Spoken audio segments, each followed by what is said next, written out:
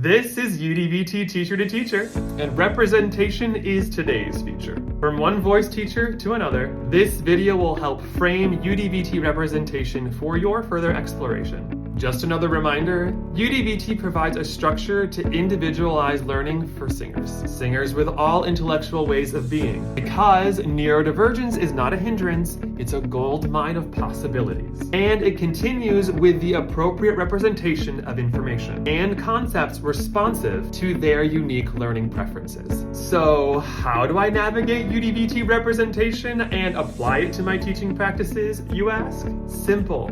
UDVT representation has one primary goal: connection. Every cue and every action aims to help you facilitate each singer's resourcefulness and knowledge. As we continue to expand our minds, looking and thinking outside the box, we begin to see things through the experience of others, their lens. It's then that we witness the abundance of opportunities present for our teaching methods and modalities to better represent each singer's unique understanding of their work. We follow their cues.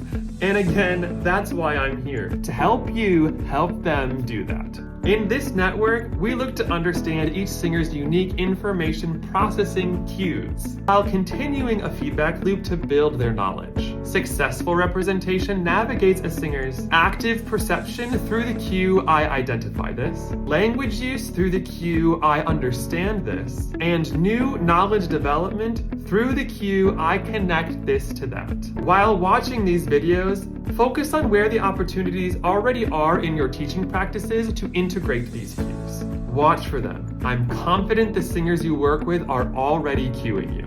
And if you don't know, that's okay. Try using some of the actions discussed in the videos to uncover what modalities best represent how each singer builds knowledge. Then look for the cues again and again and again. We want the singers to cue what methods and modalities build their resourcefulness, knowledge, and authenticity. Remember, this can happen in many ways, verbal or nonverbal.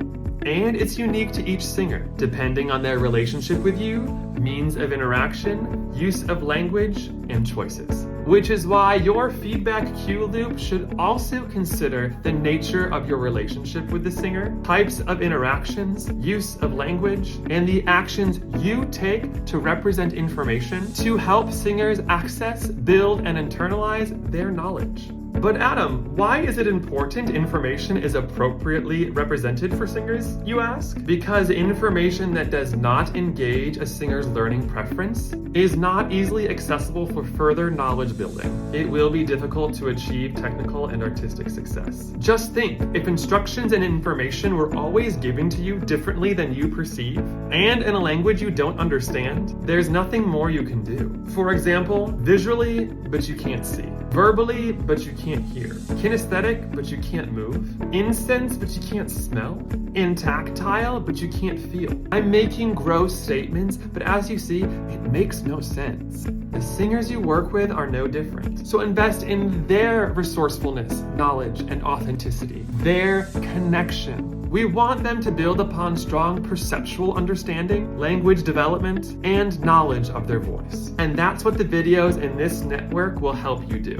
Together, we can make voice education accessible. And as an endnote, watch for how the main 3 UDVT supports unfold in each action: scaffolding instruction, providing multiple modalities, and building executive function skills. Let's make it UDVT.